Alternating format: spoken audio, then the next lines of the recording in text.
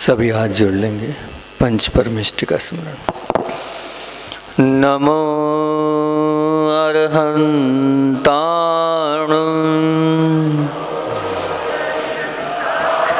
नमो सिद्धाणं, नमो आयर्याणं,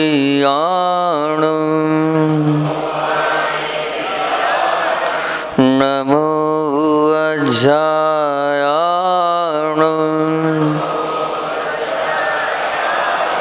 नमो लोय सव साहुणं। बोलिए देवादिदेव जय खराट मूलनायक श्री आदिनाथ भगवान की जय।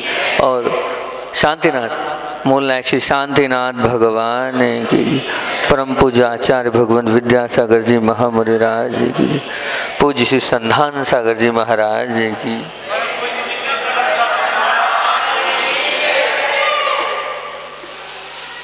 ध्वज का फहराना और उसका लहराना अपने आप में मांगलिक और परम पवित्र माना गया है। ये जो ध्वज है, ये ध्वज वहाँ फहराई जाती है जहाँ जीत होती है, जहाँ विजय होती है, जहाँ ये कहा जाता है कि हमने सब कुछ प्राप्त कर लिया, और सब कुछ प्राप्त करने के बाद वह विजय की एक उद्घोष होती है, वह ध्वजा। विजय और मंगल के प्रतीक स्वरूप ये ध्वजारोहण होता है। और आज आप लोगों ने इस सिद्धों की आराधना प्रारंभ होनी है, उस महान पुण्य के इस महान अनुष्ठान का ध्वजारोहण किया।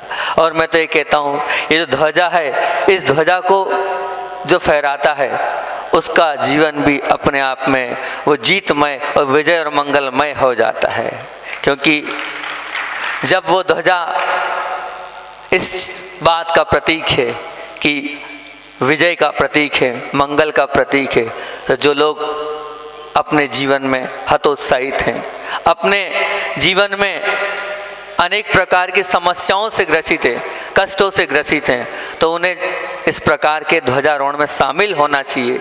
अगर क्षमता है तो निश्चित तौर से ऐसा ध्वजारोहण करना चाहिए, और अगर नहीं कर पा रहे हैं तो कोई बात नहीं, लेकिन इसकी अनुमोदना करना चाहिए, इसकी प्रशंसा करना चाहिए। इसकी अनुमोदना करने से भी निश्चित तौर से आपको वह विजय लक्ष्मी प्राप्त होगी, जिसके लिए हर संसारी प्राणी उत्सुक है कि हमें ये प्राप्त हो, हमें ये प्राप्त हो। वो सब प्राप्ति होगी, जब प्राप्ति होगी जब भावों के साथ इस प्रकार से आप मांगलिक कार्यों में अपना खुद का समय और धन का उपयोग करेंगे। आज जब हम रास्ते में आ रहे थे, पूज्य मुनिवर की बहुत भावना थी, हमारी तो थी लेकिन ज़्यादा महाराज जी की भावना थी।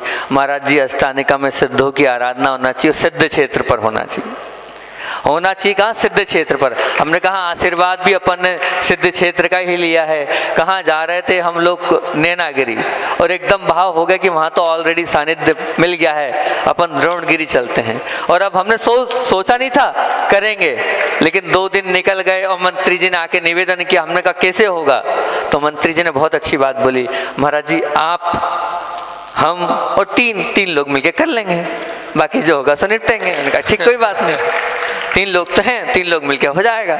और किसी की जो करना अपने को है, फिर जो शामिल हो जाए। फिर भी बहुत अच्छी मेहनत थी, बहुत सारे लोग शामिल हुए और बहुत सारे लोग इसका लाभ लेंगे। पूरी जो अंदर से जागृति भरी थी मंत्री जी ने भरी थी, और दमदारी वाले। हमने मंत्री जी से बोला कि एक बार जाके आप मीटिंग कर लो। काय की मीटिंग महाराज जी? कोई मीटिंग नहीं, वो तो सब समाज तैयार है, आप चिंता नहीं करो। अच्छे काम के लिए कौन मना करता है? बहुत अच्छी बात है कि, और बिना भूमिका के पहली बार मेरे ख्याल से मैंने तो मेरे जीवन में पहली बार देखा कि 2 दिन निकल गए हों और उसके बाद सिद्ध चक्र प्रारंभ हो रहा हो अष्टानिका में। हुआ क्या? कभी आपने सुना है? पर ये सिद्ध क्षेत्र का चमत्कार है कि यहाँ पर क्या हो गया, 2 दिन बाद 2 दिन निकल गए, उसके बाद भी सिद्ध चक्र प्रारंभ हो रहा है। और इस सिद्ध चक्र में सभी लोग लाभ लेंगे। फिर साथ में ये भी योजना बन गई कि सब लोग 6 दिन 7 दिन नहीं रुक रहे हैं, तो हम रास्ते भर आए और रास्ते में बहुत सारे गांव वाले अपने आप नारियल चढ़ाते गए और एक एक दिन उनको देते गए। तो एक दिन कहाँ का बटियागढ़ का बोल दिया है, एक दिन हीरापुर का बोल दिया है, एक दिन बक्सवा का बोल दिया है, एक दिन दिक्सर का बोल दिया है, और फिर आप आगे इधर भी बहुत सारे गांव जहाँ जहाँ हम आए वहाँ तो आपका काम करते गए। तो वहाँ से गाड़ियाँ आएगी और एक एक दिन वहाँ पर इस प्रकार का जो काम है वो करे ही करेगी। अपने आप में ध्वज का बहुत महत्व है, इसलिए महत्व है। अभी तक तो वैसे ज्ञात तो था, लेकिन ज्ञात के बाद जब अध्ययन किया, अभी बामोरा में था और बामोरा में पूरे चतुर्मास में शाम को प्रतिदिन ध्यान की क्लास हुआ करती थी। उस ध्यान की क्लास में अनेक प्रकार के ध्यान कराए, बहुत तरह तरह के, और सभी ने किए भी रुचि के साथ उन ध्यानों को। उसमें अंत में क्षमोशरण का ध्यान। आखिर ये समोशरण मतलब क्या? समोशरण को समझना। कहते हैं कि स्थापत्य कला और कौशल की एक अनूठी, एक बेमिसाल, एक इस प्रकार की वो रचना होती है कि उस रचना का कोई दूसरा स्वरूप कोई प्रस्तुत कर ही नहीं सकता है। सो धर्म इंद्र की आज्ञा से कुबेर उसे रचना करता है, और वो इतनी सुंदर, इतनी भव्य रचना होती है कि उसको देखते बनते हैं। तो वो जब ध्यान कराना है, सामान्य से समोशरण का वर्णन पढ़ा था, लेकिन अब ध्यान कराना था तो मैंने बहुत अच्छे से अध्ययन किया। श्री समाज में कहाँ भी मैंने कहा भाई थोड़े ग्रंथ लाओ, त्रिलोक पंडिती ला के दो, त्रिलोक सार ला के दो, और ग्रंथ, तो ग्रंथ आए, ग्रंथों का अवलोकन किया। अवलोकन करने के बाद उसमें जो प्रमुखता मिली वो इस ध्वज से संबंधित, मेरे को अभी बात याद आ गई तो बताता हूँ। पहली भूमि है चैत्य प्रसाद भूमि, क्योंकि अभी 8 भूमि का वर्णन करने जाऊंगा तो समय बहुत ज़्यादा हो जाएगा, लेकिन मुख्यतः से पहली भूमि चैत्य प्रसाद, दूसरी खातिका, तीसरी लता, चौथी उपवन, पांचवी है पांचवी भूमि जो अभी हाल अपने प्रकरण की है वो है ध्वज भूमि। उसमें ध्वज भूमि है, तो ध्वज भूमि है, उसमें इतने सुंदर सुंदर 108 महाध्वज होते हैं जो स्वर्ण के होते हैं। क्या के होते हैं? स्वर्ण के होते हैं। और जो पताका होती है वो कैसे रत्नों से निर्मित होती है, वैसे स्वर्ण और रत्नों से निर्मित 108 4 दिशाओं में होती है, और उनके साथ छोटी छोटी ध्वजा होती है। ऐसे अलग अलग उसमें हैं, तो कुल शायद 4 लाख कुछ है। किसी को याद है क्या? कोई 4 लाख ध्वजा कुल कितनी? 4 लाख कुछ है ना उसमें, 4,488,088 ऐसा कुछ संख्या है। इतनी वहाँ पर ध्वजा होती है। उन ध्वजाओं का उस स्थान पर बहुत ज़्यादा महत्व बताया है, और उन ध्वजाओं को देखने के बाद सब वहाँ पर प्रसन्न चीज़ हो जाती है। जो भी समोशरण में जाता है तो उन बाहरी चीज़ों में ही अटक जाता है, अभव्य चीज़, उन ध्वजाओं को ही देखते रह जाता है, अंदर तक पहुँच ही नहीं जाता। ऐसा वो ध्वजा, उस ध्वजा की एक और बात याद आ गई, क्योंकि वास्तु और शिल्प का अध्ययन है तो वो बात याद आ जाती है। एक बहुत अच्छी आपके सामने बात रखता हूँ कि एक बहुत शिल्प का प्राचीन ग्रंथ है, और उस प्राचीन ग्रंथ में जो गुजराती ग्रंथ है, हस्तलिखित ग्रंथ था, उसकी हिंदी हुई। हिंदी की आज से 70-80 वर्ष पूर्व वो छपा था ग्रंथ। जब वो ग्रंथ मेरे पास आया, उस ग्रंथ को 60-70 साल लगभग हो गया उसको, जो मैंने देखा तो उसकी प्रस्तावना में जो सोमपुराचे, उन सोमपुरा जी ने लिखा, बोले जैन लोग, बहुत ध्यान से सुनना, ज्ञान की बात है कि आप लोगों की बात है कि जैन लोग बड़े बड़े विशाल मंदिर बनवाते हैं, और मंदिर बनवाने के बाद एक बात समझ में नहीं आती है कि जो ध्वजा है, ये ध्वजा पीतल की क्यों लगाते हैं? ये ध्वजा पीतल की क्यों लगाते हैं? बोले नहीं, वहाँ पर तो जो ग्रंथ हैं उन ग्रंथों में लहराना आया है। लहराने का मतलब होता है कभी भी पीतल की ध्वजा लहराती नहीं है बंधुओं, ध्यान रखना, और लहराना ही विजय का प्रतीक है। तो वो ये जो है ये बिल्कुल ठीक नहीं है। हम तो कहते हैं हर मंदिर में ध्वजा हो, हर पंद्रह, आप लोगों का एक्सक्यूज़ रहता है, महाराज जी हम ध्वजा इसलिए नहीं लगाते हैं, उसका कारण ये है कि वो ध्वजा जो है फट जाती है, बार बार कब तक हम ध्वजा बदलें, इसलिए हम एक बार में पीतल की लगा देते हैं। लेकिन नहीं, ये पीतल की प्रथा अभी की है, वर्तमान की है, अर्वाचीन प्राचीन परंपरा नहीं है। प्राचीन परंपरा तो ध्वज की ही है, कपड़े की ही है, वस्त्र की ही है, और वही शुभ फलदायी है, इसकी नहीं है। लेकिन आज वो प्रथा चल गई है तो सभी लोग धातु की ध्वजा कर रहे हैं, लेकिन उसका फल नहीं मिलेगा। फल तो मिलेगा उसी का, किसका? कपड़े का। आप चाहे तो इकट्ठी सिलवा लें, और सिलवाने के बाद हर 15 दिन में, पूर्णिमा को या हर 1 महीने में आप वहाँ पर पहुँचने की व्यवस्था करें और वो ध्वजा बदलें, लेकिन ध्वजा वस्त्र की ही होनी चाहिए। पीतल की ध्वजा का कहीं उल्लेख नहीं है। मैंने जितने ग्रंथ पढ़े हैं उन किसी भी ग्रंथ में कहीं भी पीतल की ध्वजा का वर्णन नहीं मिला। तो इस प्रकार की ये पंचम काल की महिमा है। वहाँ तो जो नहीं हो सो हो जाता है, हो रहा है। हमें तो अब इस चीज़ का आपको पता चला है, ज्ञान हुआ है, तो आप अपने हिसाब से अपने अपने मंदिरों में आप वस्त्र की ध्वजा को ही लगाना। अब दूसरी बात यह है कि यहाँ पर भव्य जो सिद्ध चक्र महामंडल विधान हो रहा है, आपको बता दें, वैसे तो आपने बहुत विधान किए हैं और बहुत विधान करवाए भी होंगे, लेकिन विशेष बता दूं, ये विधान जो हो रहा है ये मंत्रों की आराधना है। क्या है? ये मंत्रों का अनुष्ठान है। ये मंत्र से इसकी भक्ति होगी। इस विधान में जो सामान्य से गाना बजाना इतना नहीं है, इसमें तो अंदर की विशुद्धि का काम है। और मंत्रों की आराधना, संस्कृत शुद्ध ग्रंथ, जो शुद्ध प्राचीन ग्रंथ है, वो वहाँ से ये 1008 मंत्रों का अंत में आएगा। बड़ा आनंद आएगा, आपको लगेगा। मामोरा वाले वहाँ कराया था, जब बोल रहे थे महाराज संस्कृत का क्या होगा, आपको आनंद आया था कि नहीं? बोलो तो, बताओ तो, आया था आनंद? बहुत अच्छा। तो ऐसे ही मंत्रों की आराधना पूर्वक इससे विशुद्धि बढ़ेगी। और हम तो ये कहते हैं, उद्देश्य समीचीन हमारा ये था कि हमें प्रभावना नहीं करनी, हमें अंतरंग की विशुद्धि बढ़ानी। अब अंतरंग की विशुद्धि के साथ दूसरा लक्ष्य था कि इस पंचम काल में अगर धर्म की ध्वजा फहराई है, आप बताओ किसने फहराई है इस पंचम काल में? आज जो धर्म टिका है और जरा धर्म दिख रहा है हमें, वो किसने, वो कौन है? उसके उच्च शिखा आचार्य भगवंत विद्यासागर जी महामुनिराज, उनकी कृपा थी, वो थे तो आज धर्म है। और आज हम सब दिख रहे हैं, यहाँ पर सब हो रहा है। आज मंदिरों में अभिषेक हो रहे हैं और बड़े बड़े विशाल करोड़ों के मंदिर, अरबों के मंदिर बन रहे, उनकी कृपा से। आज बड़ी अंतरंग से पीड़ा है कि उनका स्वास्थ्य खराब है। हमारा पूरा विधान अपने लिए नहीं है, अपने गुरु के लिए समर्पित रहेगा।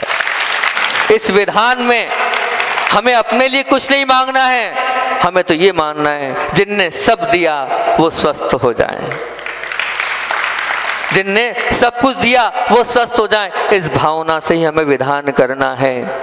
उनने तो खूब दिया है और उन्हीं का दिया हुआ है। अब आपको मौका है, उनके लिए आप भावनाओं के साथ, खूब विशुद्धि के साथ इस विधान को करना है। और प्रत्येक अर्घ में आपको यही भावना भाना है कि हे भगवान, हमारे गुरु स्वस्थ हो जाए, हमारे गुरु निरोगी हो जाए, जो बाधा है वो कष्ट है सब दूर हो जाए। इस भावना से ही हमें ये विधान को करना है। और कहा भी है, आप देखना, आचार्य पूज्यपाद स्वामी की संस्कृत की आप भक्ति उठाना, वो शांत्याष्टक, उस शांत्याष्टक में बहुत अच्छी वो लाइन मिलती है कि आचार्य भगवान की वो प्री लाइन है वो। अगर आपको विद्या भेषज मंत्र होए तब होए तोय हवनेर, विद्या भेषज मंत्र तोय हवनेर, या अंतिम प्रशांतिम कुरु। मतलब क्या? ये जो है विद्या के माध्यम से, भेषज के माध्यम से और मंत्र के माध्यम से, मतलब मंत्रों की आराधना के माध्यम से आप सब कार्य कर सकते हैं, सब इच्छाओं की पूर्ति कर सकते हैं। तो हमारी तो समीचीन इच्छा है, हमारे गुरु को स्वस्थ करने की इच्छा है। तो वही मंत्रों की आराधना हमें इन 8 दिनों में आप सब और हम सब मिलकर यहाँ पर करेंगे। और इसमें समय का अवश्य ध्यान रखें। हम समय के बड़े पाबंद हैं मंत्री जी। हमने जो समय दिया है उस समय सबको उपलब्ध होना है, हमें कोई मतलब नहीं है। अगर कोई नहीं आएगा तो हमारे महाराज जी तो ऐसे स्टार्ट हो जाएंगे, अरिहंतो भगवंतो मुँह से स्टार्ट कर देंगे, कोई दिक्कत नहीं। अब आए चाहे वो नहीं आए। तो समय का पूरा ध्यान रखा जाए और उसमें किसी प्रकार की कोई कमी नहीं होना चाहिए। जो जैसा बताया जाए उस हिसाब से आप लोगों को उस समय पर उपस्थित होना है। बड़ा पुण्य का अवसर है, इसको आप महान पर्व माना, क्योंकि अष्टानी का मतलब क्या? महान पर्व होते हैं। इसको आप सामान्य मत मानना, क्योंकि देव लोग नंदीश्वर में जाकर, जो नंदीश्वर द्वीप है, उस नंदीश्वर द्वीप में जाकर 4 प्रहर होते हैं, 3-3 घंटे के, एक 12 घंटे के, और दोनों अगर 24 घंटे के मतलब 8 प्रहर। मतलब वहाँ तो दिन रात है नहीं, वहाँ दिन रात का कोई भेद नहीं है। उस नंदीश्वर द्वीप में 8 प्रहर, 4-4, 3-3 घंटे के अलग अलग देव, अलग अलग इंद्र वहाँ पर पूजन लगातार करते हैं।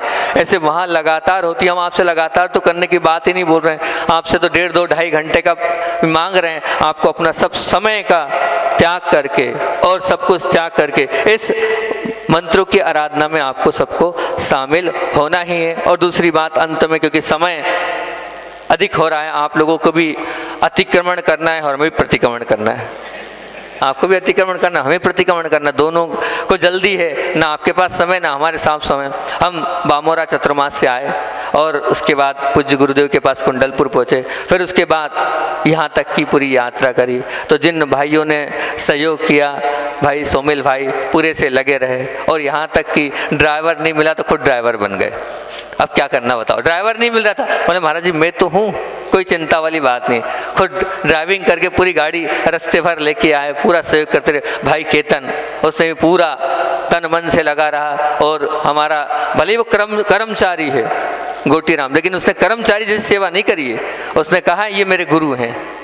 और मुझे याद है वो अंतिम दिन कि प्रत्येक आंख से आंसू थे, लेकिन उस बालक के मुख, वो जाकर एक कमरे में फूट फूट के रोया था। लोगों ने बताया महाराज जी गोटीराम भी वहाँ फूट फूट के रोया। ऐसे राहुल भाई, गोटीराम भाई और भी अनेक भाई लोग साथ दिए। साथ साथ में सबसे बड़ा सहयोग तो किसका था, हमारे ऋषभ भैया का। ऋषभ भैया शुरू दिन से वहाँ से पूरा साथ चलते आए। हमने कहा कोई आया ही नहीं द्रोणगिरी का, कोई बात नहीं ना नैनागिरी का, लेकिन हमारे भाई लोग तो यहाँ तक ले आए। बाद में भले ही द्रोणगिरी वाले आ गए लेने के लिए, और भी जो लोग साथ आए, रांची वाले आए, डिक्सर वाले आए, और भी जो लोग आए उन्होंने यहाँ तक का विहार कराया। बहुत अच्छी बात है, और होना चाहिए, ये तो होना चाहिए।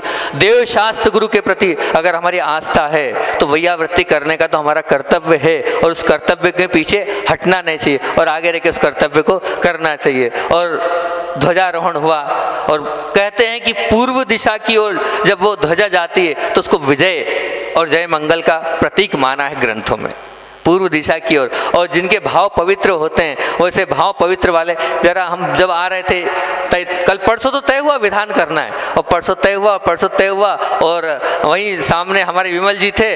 हमने कहा मंगलमय कार्य करना है, जो आज्ञा महाराज जी। तो ऐसे सामा के जो इतने सरल और सहजता से जो आज्ञा महाराज जी आप तो कहो क्या करना है, कैसे करना, हम तो तैयार हैं। तुरंत तैयार हुए, और उनके भाव अच्छे थे इसलिए वो जो ध्वजा है वो भी पूर्व दिशा की ओर गई। वो तो जानी ही थी जिनके भाव अच्छे होते हैं तो जो दान देते हैं अब सहज और सरलता से। तो ऐसे हमारे विमल जी हैं जिन्होंने ध्वजारोहण का कार्य संपन्न किया, और कपिल जी आए। हमने कहा ये विधान तीनों बढ़ जाए, उन्होंने भी कहा ठीक है हम तो तैयार हैं। और हम तो ये कह रहे हैं कि देखो यहाँ के लोग लें तो बहुत अच्छी बात है, नहीं तो नाम तो हम दे ही देंगे। यहाँ के लोगों को मौका मिलना चाहिए, जब यहाँ हैं तो यहीं के लोग दोनों विधान में रहें, दोनों मंडल लें तो ज़्यादा अच्छा है। लक्ष्मी आती जाती है, लेकिन इसका सदुपयोग कब करने को मिलेगा, इसका सदुपयोग आप लोग करें। इन्हीं भावनाओं के साथ समय हमारा हो रहा है। बोलिए आचार्य भगवान विद्यासागर जी महामुनि राज की जय।